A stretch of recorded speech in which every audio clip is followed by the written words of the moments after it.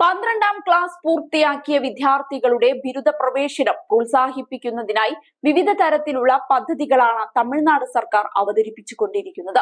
ആൺകുട്ടികളുടെ ഉന്നത പഠനം ഉറപ്പുവരുത്തുന്ന തമിഴ് പുതൽവൻ പദ്ധതി വരുന്ന അധ്യയന വർഷമായ ജൂണിൽ നടപ്പാക്കുമെന്ന് ചീഫ് സെക്രട്ടറി ശിവദാസ് മീണ കഴിഞ്ഞ ദിവസം വ്യക്തമാക്കിയിരുന്നു. 2024 സംസ്ഥാന ബജറ്റിലായിരുന്നു സ്റ്റാലിൻ സർക്കാർ ആദ്യമായി ഈ പദ്ധതി പ്രഖ്യാപിക്കുന്നത്. 6ാം ക്ലാസ് മുതൽ 12ാം ക്ലാസ് വരെ സർക്കാർ സ്കൂളുകളിൽ പഠിച്ചതിനു ശേഷം ബിരുദ പഠനത്തിനായി എത്തുന്ന ആൺകുട്ടികൾക്ക് പുസ്തകങ്ങളും മറ്റും വാങ്ങാൻ പദ്ധതി പ്രകാരം പ്രതിമാസം 1000 രൂപ നൽകും. ഏകദേശം 3 ലക്ഷം വിദ്യാർത്ഥികൾക്ക് പദ്ധതിയുടെ പ്രയോജനം ലഭിക്കുമെന്നാണ് പ്രതീക്ഷിക്കുന്നത്. പെൺകുട്ടികൾക്ക് ധനസഹായം നൽകുന്ന പുതുമൈ പെൺ പദ്ധതിയും ഇതേ പാതയിൽ സർക്കാർ നടപ്പാക്കി വരുന്നുണ്ട്.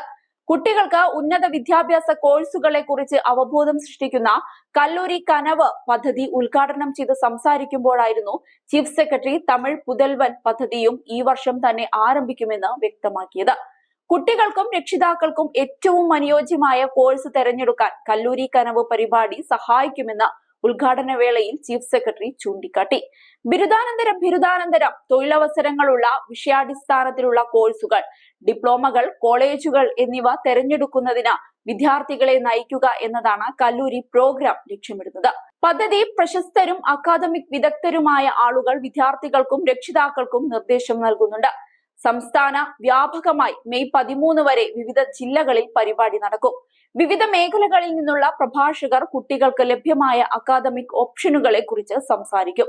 കൂടാതെ വിവിധ വകുപ്പുകൾ അവർ വാഗ്ദാനം ചെയ്യുന്ന കോഴ്സുകൾ വിശദീകരിക്കുന്ന സ്റ്റാളുകളും ഒരുക്കിയിട്ടുണ്ട്.